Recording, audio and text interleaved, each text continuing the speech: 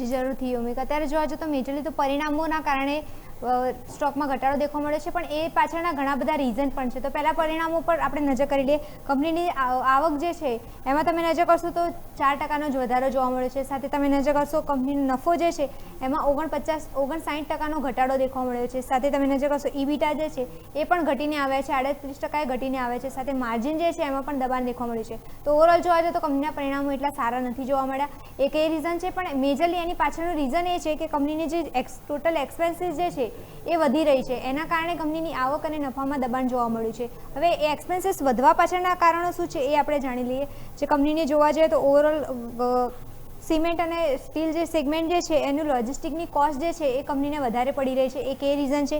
એ સિવાય તમે નજર કરશો રો મટીરિયલ છે, લેબર જે છે, લેબર કોસ્ટ અને ખર્ચ જે છે ઓવરઓલ એ વધી રહ્યો છે. એ પણ એક રીઝન છે જેના કારણે એક્સપેન્સીસ જે છે એ વધી રહ્યા છે કંપનીના. સાથે જોવા જઈએ તો લાર્જ પ્રોજેક્ટ જે છે એક્ઝિક્યુશન હજુ એનું ઘણું બધું બાકી છે, જેના કારણે પણ અત્યારે જોવા જઈએ તો ટોટલ એક્સપેન્સીસ વધ્યા છે. તો આ 3-4 રીઝનના કારણે ટોટલ એક્સપેન્સીસ વધ્યા છે અને એક્સપેન્સીસ વધવાના કારણે કંપનીના પરિણામોમાં દબાણ જોવા મળ્યું છે.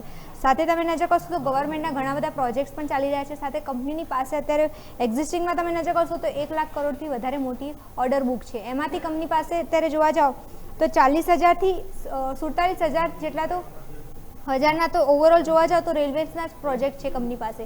અને રેલવેઝના પ્રોજેક્ટ્સ લોંગ ટર્મ માટેના હોય છે, જેના કારણે એમને લોંગ ટર્મમાં સારી આવક જોવા મળી શકે છે. પણ અત્યારે જોવા જાઓ તો એક્ઝિક્યુશન નથી થયું, એટલે એના કારણે થોડું દબાણ જોવા મળી રહ્યું છે.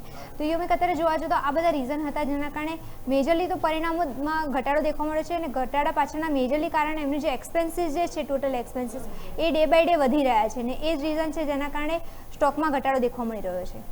ઓકે, તો આ બધા કારણ હતા કે જેના કારણે આપણને આરવીએનએલમાં આજે પણ એક ઘટાડો જોવા મળી રહ્યો